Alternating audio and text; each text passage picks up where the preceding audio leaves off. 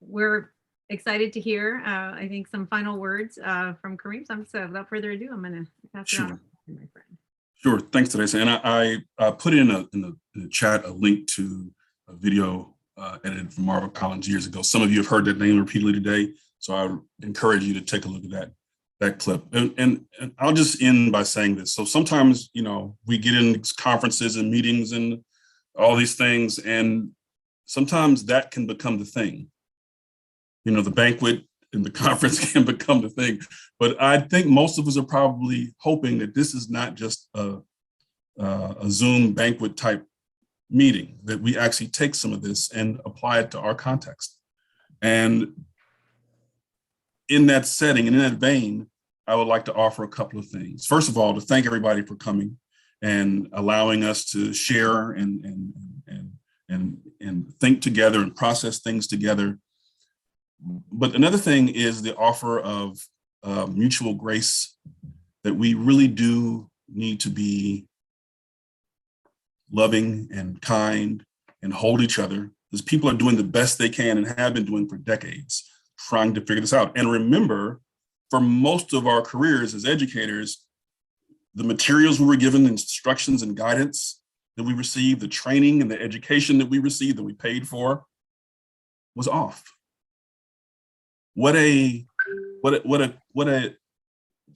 That is something that we hope people would take accountability for, but that those people who are still in the field working in education, that they would extend grace to each other.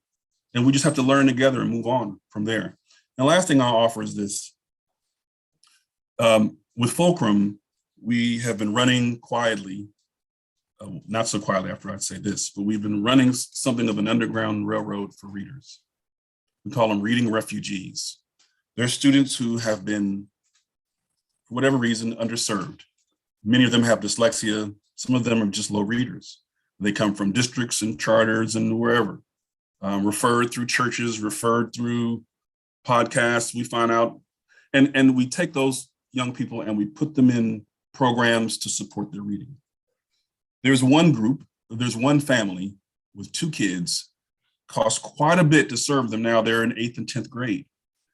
And when they were tested by their school system, they were labeled as being almost ineducable.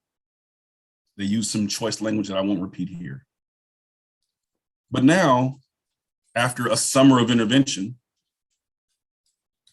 the young lady is, one of the kids is being referred to general education out of special ed, and she's on the honor roll. And it just made me think about the talent that we have in our schools and in our homes, our families, our communities, that it is a worthy cause to try and reinvest in those young people to unlock and unleash their potential to solve, first of all, for their own growth and development, but then also to solve some of the most intractable problems that we have in California and the country today. More than likely, the cure for cancer is in one of those kids' minds. Solutions to environmental challenges, it's one of those kids' minds. And so while we're helping them, we're also helping our society, we're helping ourselves, we're helping our economy. And so this really is the work. This is social justice. And I just want to thank everybody for attending to the call that they have received to make this a priority and to make social justice actionable, to make it something that you actually will do in terms of improving reading instruction, in terms of aligning curriculum with the science, in terms of setting up professional learning communities, in terms of that the doing is a social justice. We can actually take away some of the yard signs. They're beautiful, but let's just teach the babies to read and we can go from there.